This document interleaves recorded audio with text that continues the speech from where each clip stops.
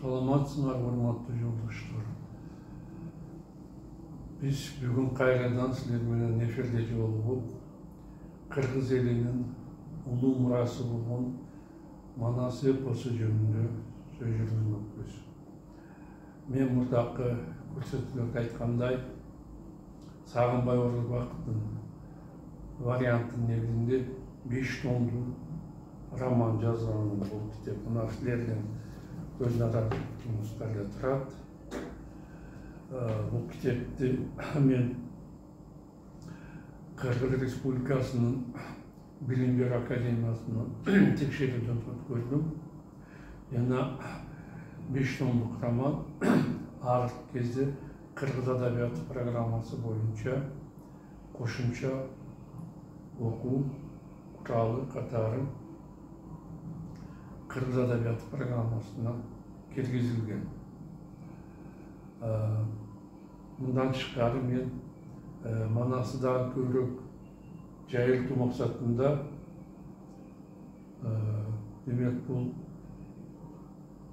романды орус тилине которуп, аны дагы экспертизадан өткөзүп, текшерүүдөн өткөрүп, ал дагы кыргыз ушул мектептерде Манасты окууда кошумча окуу куралы катары ал дагы сунушталды.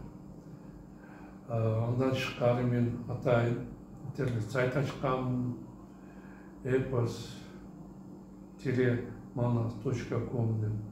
Ал жерде өзүмдүн 2 романым тең кыргызча, орусча варианттарын экөөнү ошол жерге саттыкка койгонмун. Кимде-ким кааласа ошол жерден романды сатып алса болот.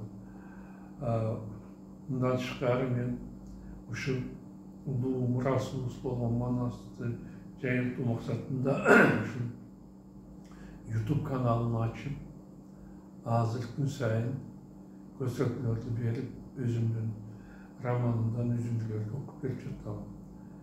Ошондой эле мектеп окуучулары үчүн жеңил болуш үчүн мен 6-11 класстар үчүн жумуш дептерлерди иштеп чыгардым. Алар дагы мектеп программасына кошулган, сунушталды адабият боюнча. Эгерде кимде-ким Манасты жайылтууга өз салымын кошоюн десе, анда алар ушул китептерди сатып алып, өзүнүн ата-энесине,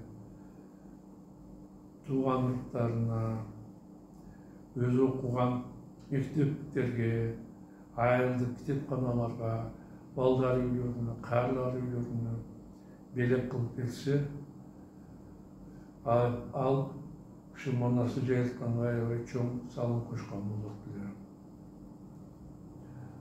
Мына мен айтайын дегеним ушул азырынча мен силерге өзүмдүн Манас романымды окуштум, монтайын. Бул жерди Кыркытай көкчөнү алдап, найза менен сайганын ордуна мылтыктан атып таштабасын деп тынчсызданды Манас. Болжолдун мылтыгын жонунан алып атууга даярданып жатканын көргөн Манас божомолдун туура экендигин түшүндү. Бөлөш үчүн чочулаган баатыр оозунуп Кытайды ак келте менен атып, ойрон кылып салды. Аттан түшүп, далп этип, жер кучактап, жалп этип өлгөн Болжон баатырды көргөн нукердин жаны чыгып кете жаздады. Оңбогон 6 айлыктар сөгүндү ичинен алып, тим койсоң, эң мыкты аскерлеримдин, балбандарымдын түбүнө жете турган болду. Жеке-жекеге өзүм чыкпасам, баардык жокерлеримден айрыла турган болдум. Ачуусу келген нукер узун найзасын колуна алып, атына камчы салып, жокерлерине бакырды. Жеке-жекеге мен чыгам. Ордуңардан кыймылдабагыла. Калма-калдыга атылып чыкканда Манас аккулатын камчы салып, ага каршы бет алды. Бирок Көкчанын атын чылбыртынан кармап алды.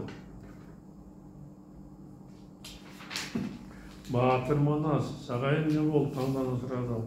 Мен майданда турганда эмнеге жулкунуп жатасың? Мен нукерди мурунтан уккан элем, жооп берди ага сабырсыздык менен Манас. Аны кылымдан ашкан мыкты деп моктошот. Аны түшүп көргөндөн кийин сага жаным ачып мерт кылып койбосун деп келип калдым. Жок, аны менен өзүм чабышам деп көкчө мылтык атпай, жаа тартпай, найза кылыч көтөрбөй нүкерге ачууланып жетти.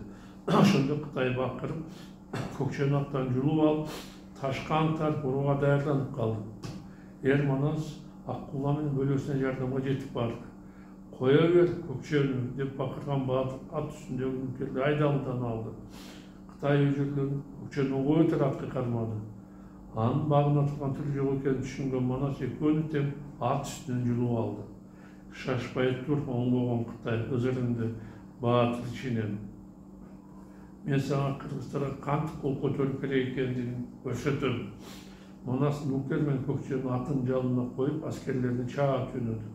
Аларга жеткенден кийин ал нүкердин башын кылыч менен чаап салып, көкчөнү бошотуп алды. Башы чабылганын көргөн Кытайлар лаанатына сыйынып, апкары кыйкырып, аламан деп баары бирдей ат коюшту. Манас менен жолдоштору найза кылычтарын алышып, Бабидин деп бакырып, Манаста уран чакырып, аш кыйкырып, куучуран салып, Кытайлар менен чабышып башташты. Айлана ызычуу, өкүрүк бакырка толуп, душмандар бири-бирин най балта менен башка жакка шапырышып, найзалап төшкө така-так сайышып, кылычтап жарка жарк чабышып, кара кан селдей агып, дедесине ажыраган баштар токтой томолонду. Манас бакырып, эркөкчө Кытайды бир четинен жапырып, асманга чаңын сапырып жатты. Уруштун башталганына бир топ өткөндөн кийин кыргыздардын чабуулуна чыдай албай, Кытайлар тайсалдай башташты. Себеби алар кыргыздардан көп болсо да, Манас менен 80 жолдоштун айгайы 8000 колдой болду. Селпилдеген Кытайдын селден каны мол болуп, орто жери оюлуп, өлүгүнөн жол болду. Ошондо Кытайлар чегинип, Уркундун суусуна бири-бирин түрткүлөп, жан талашып эле качышты. Аты жакшылап эптеп, арт көйүзгө чыгып алышты. Аты чабалдар чалкасынан түшүп, чабактай сууга сүзүшүп, жанынан үмүт үзүшүп, эзилген топо тапталып, этеги башка капталып, суу үстүндө сулайып, көк курма менен булайып, алак-шулак этишип, шалкайып сууга кетишип, тебетейдей бөлүнүп, дарыянын үстүнө тегеренип көрүнүп, уркундан кече албай кыргын болуп калышты. Судан 700 аскерден 200 гана арам өтүшүп, будан тоок өзөк качышты. Жээктей качып, кайры жеткен тоо жакка барышып, андан Эсенканга карай жабышты. Манас менен жолдоштор тоң жеңишке жетишти. Кытайлар 900 аскердин курман болгон 700-ün ататтоонун курал жарагын кыргыздар бөлүп алышып, олжого байып калышты. Ошол согуштан кийин Манас Камкор деген атка конду. 6-бап Манастын хан шайланышы жана Жолой дөөөнү жеңген. Нүкердин аскерин жеңгенден кийин Манас жолдоштор менен Аңыр тебелин ашып, Алтайдын түзүн басып, Мамырдын сары чөлүнү, Айдын көлүнүн жээгине, бай жакы конгон жерине кайтышты. Алар салбырында кандай укугаларга дуушар болгон, душмандарды кантип жеңгенин элге журт кайтып беришти. Келген 3 күн болгондон кийин Манас Камбарбордун үйүргөн тогунду кармап, баарын сойдурду. Жер очогун ойдуруп, Алтайдын элин атаулуудан түк койбой, түгөл чакырып алды. Алтайда жаткан эл аяк башын жыйналтып, эсебин канча бер деп суранды Манас чогулгандардан. Баары ким кайда келген такташканда 6 айлыктын баары жыйылганы билинди.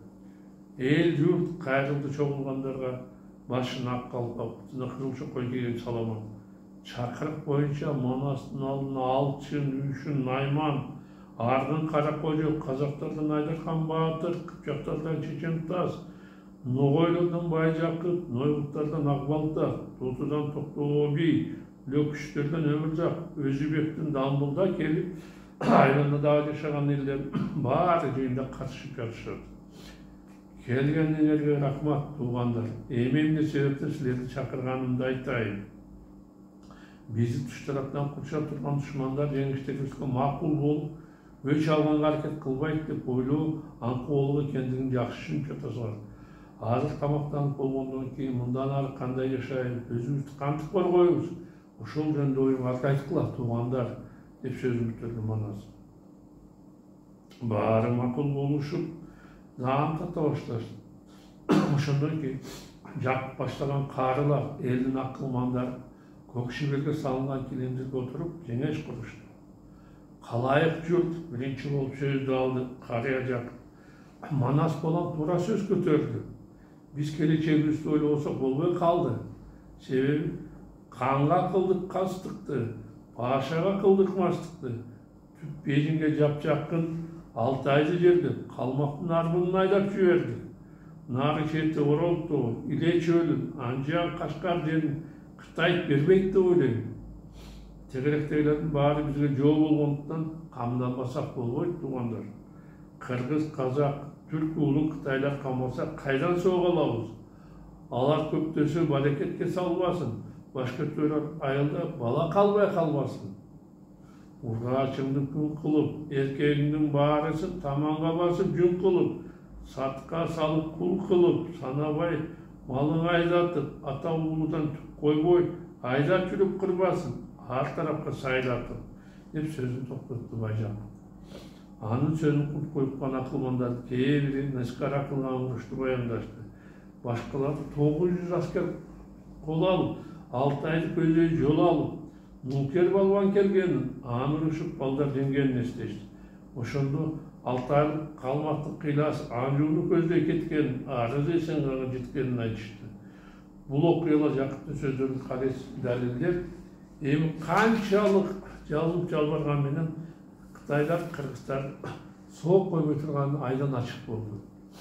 Уйкусуз түндөрдө ойлогон ойлорунун элин кулуна толгонун көргөн Жакып кайрадан сөз алды. Өкүм болбой өнүкпөйт, өзүнчө бул журт жөнүкпөйт. Башчысы болбой маарыбайт, башаламан жарыбайт. Каны болсо кар болбойт, жарактуу киши зар болбойт. Тегерегибиздин баары жок, туугандар. Ошондуктан өзүбүздү калкалайбыз десек, таттуу бирөө кан көтөрүп алалы, кандуу журт болуп калалы. Бул шушка эмне дейсиңер? Калайык журт? Сургул кара делге Жакыпбай. Жакшы кетти, тургандардын баары күңгүрөштү. Байжакып туура айтып жатат. Ал эң керектүү ойду алдыбызга таштады. Ошондуктан терең ойлонуп туруп бир таттуу адамды кан көтөрөлү. Бул жерде 6 айлыктын ашчылыкпыз. Кангайлыктан канча бар, манжуулуктун башы бар. Тыргооттон билим бүтүн, 3 руу казак болгондон чачкыны жок бүтүн бар. Кана кан болуу деген эл чыктыла, эл үчүн, жер үчүн иштеп бергиле деп саламат тууганын колдогондо бул чакырыкка эч ким жооп бербеди. Кан болуmun калкка, кандай болсо жыдайын, калк башкарган наркка деп айтылган адам жок болуп, баары акылдашып болуп, бири-бирин карап калды. Ошондо Манас менен аңуулаган 84 жигиттин артынан үстүнө кызыл чепкен кийген, белине сабы кымбат баалы таштармен когулган узун кылыч байлаган Айнакул сүйлөшкөн болду. Калайык журт деди алшаңдуу. Бул камал кандай? Бизде даяр кан турса, дагы башканы кан көтөрбөсөгөнүнө жарабаган иш. Бул эмне дегендин таң калысыламын. Ай калайык, биз чеге минген ак куштуну айталарды сойгонбуз. Манас деген баланы кан көтөрүп койгонбуз. Бирок көтөргөн каныбыз силерге туура келет экен деп Айнакул элге суроо тиктеди. Чогулгандардын баары аң-таң болушту. Буга араз болгондун ой пикирин ала чапканча башына кара топуге Өзбек уулу Абдылда билдирди. Байжакыптын баласы Манасты кан кылганың чын болсо, анын 40 базырын өзүңө эле башчы бол. Айнакулду какшытты да салмактуу баласы. Анын сөздөрү көпчүлүккө жакпады. Кеп сөзгө аралашпай турган көкшөнү болсо, көкөр көчөдө малдаштык кылып камбар жемелей баштады. Энең сени туубай калсын. Туулгандан бери дүйнөдө кайсы жердин кемедин. Бир тайды аяк кандыктан куржалап калыпсың. Ушунатаңы көңүл өттү, ар качан адамдан мал жакып көрөсүң. Башынан Кудай бак берген Манас малды аянбастан союп камалып жаткан кара журт аны кан көтөрүп алды деп камбаткан аябай капаланды. Саламат менен тамашалашып отурган акбалыкта анын сөздөрүн угуп калып, келечекте чыгарып мүмкүн болгон аралыкты алдын алууну чечти. Калайык журт кайрылды ал чогулгандарга. Баарыбыз разы болуп бир кишини кантип көтөрүшүбүз керек. Эгер азыр Манас кандыкка көтөрүлүп жатат. Аны кылбайт элек деп арманың иште калбасын. Эгерде нааразы болсоңор, аны хан кылбай десеңер, оюңарды ушул жерде ачык айтыпла. Атап коюп кандыкка артынан сууч салып жүрбөгүлөр. Ак балтага бирөө жооп бергенче элдин алдына Манас чыкты.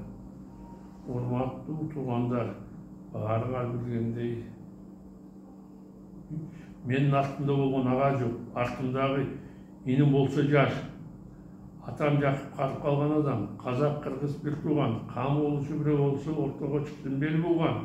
Талаада бир ат сойдум деп, кан көтөрүп койдум деп, өз напсыма тартпайын. Тоодой, туккон алат өз мойнума тартпайын деп сурандым. Кам болуу өзүң гана тартып лайыктын деп көпчүлүк буга макул болбой, Манасты камалашып калды. Баатыр Көшөрүп макул болбой, кан болуудан жаабой качты. Айласы кеткенде Жакып кан көтөрүп болду. Эл казанын жойдо бар деди Акбалта элге. Не кылса да бай Жакып дүнүйөсү колдо бар. Манас макул болбосо атасы Жакыпты карыса да кан көтөрүп алалы. Кабыл Манас баланы кайрат кылар душманга баатыр коюп салалы. Бул кепчиликке эпкелген көңүл кан барткандын ичи өрт менен жалын болуп, инсанына чыдабай, сасына чыдабай эки санын мужуп отурду. Көпчүлүктөрдүн кетиргенде коркуп, жоктун чыкпаса бийликтен куркалып, жалак кала турганына көз жеткен казактын бай ордунан туруп, элге кайрылды. Эжелден бери кыргыздар түрк журтунун бийи болуп келгендер баарыбыз кыргыз ата дейбиз. Ошондуктан кабыл алган чечимиңерге биз макулбуз. Силерден жалгыз өтүнүч төрөлүк бизге, казактарга берилген. Көкчө баатыр төрө болсун деп сурандык калбарткан. Төрөлүк көкчөгө берилсин деп көпчүлүк буга макул болду.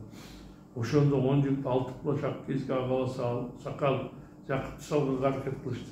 Мени кан көтөрбөгүлө, карыганда кан болом деп убалыма калбаңар. Кан жумуш көп болот. Кандыкты чындап кылсаң, баламдык кылсаң эп болот деп буркурап кортто жүргөн чал кубангандан ыйлады. Казак, кыргыз камалап, калмак, маңгул жабылап, ак кийиздин үстүнө бай Жакып менен баласы Манас салышты. Болду балдар, болду деп алар жети касам кадам басканда Жакып кара жерге түшүп калды. Мен кандыгымды койдум. Ошондо кызыл чепкенчен кара түккен башын саазып, кара курмен байлап алган Манасты көпчүлүк көтөрүп алып, али турган жыйынды четти айланышты. Кан таажы ушул деп башына жыгалып өрттү кийгизип Акбалта эл Манасты кан жарыялады. Ошондо Жакып ой кылды, 95 ойду. 9 күн той кылды. Кандуу журт болуп калдык деп, кабылган Манас баланы кан көтөрүп салдык деп, 9 күндү той тарап үйүнө кетишти. Талапкердин баарысы талабына жетишти. Эл шайлагандан кийин Манас таажы кийип, кан болуп, 4 жигитага жан болуп, кызматында болуп, айтканынын баары бүткөчтүң болуп, союз аткарып жатты. Кыргызстандан жеңилип качып кеткен 11 кытайлык балбан Эсен-Аман жергесине жетип барышты. Алардын бири Кумулханынан болчу. Ал балбан Манастан көргөн кабардыгын айтканда Кумулдун башчысы Култанхан аябай ызаланып, аскерлердин 6 айга жортууга чыгууга жана Кыргызстанды катуу жазалоого буйрук берди. Калган 10 балбанды кандарды ушундай түрдө арыштанышты. Алар Култанхан менен байланышып Манасты чаап алууга 1,5 жылдан кийин 110 000 кол менен аттандырган болушту. Кытайлардын бул максатына эч кабары жок. Манас 3 жылдын башынан канга таянып жай алып жатты. Кытайдын толтурган мезгили болгондуктан сыртта аябайбыз. Эшикте бир аз турсак көл шал болуп терип атасың. Ошондуктан баары сыртка күндүзү чыкпаганга аракеттенип, өз үйүнүн жармак кымызы ичип дем алуу менен алек. Манаста өз үйүндө эс алып жатканда тынчтын сырттан келип келген Айнакулбуз. Кел Айнакул деп Манас ордунан туруп, конокто төргөп көрдү. Ханым деди Айнакул. Чалгынчыларыбыз Манжурия журттан 4 ай мурда жоло жеген баатыр 9 түтөөгө чай деп Каракшарга барып жаткандыгын кабарлашты. Башка барганды ийинин кушурду Манас. Анда биздин кандай сейшебиз бар? Ханым ал Манжуриядан, душман элден. Эмне үчүн душман элдин деп ойлойсуң? Enakul. Hanım uçacak Kıtaylarsa ya bölükün tartı olsanlar biz Türkörük'te oynuyorsun abi. Yok. Turaytas kan. Kıtaylar eldeş düşmanı Uskaylar. Bunu bizdeki malumatlar da dalilip yatar. Kanday malumatlar? Bizge karay 110 bin Kıtaylar kolattan alat sene 2 yılda öldürmesinden kuğup çöylüğün 11 balma başlap gelecektir. Oşonda oyup kalan çıktım onu. Solu bakan. Senin kadar suçun var. Biraz öyle bundan keşirlerden aklımdan manaz. Biz doğusuz türlü yolu karşı çıkıp anın cügün tartıp alışımız gerek. Seçkindi cevapları dayanaklı. Makul, anda kalkka kavarsa alın. Bu kudayını bergen. Yolu bizge ali alaydap gelipti. Cevaplarlar cevaplığa dayardanıştı. Buna vakti yoldaşlar. Bizim vaktimiz sonundan çıktı. Mesler beni kayradan efirde yolmuşkança hoşlaşalım. Hoş bolga, salamat da bolga.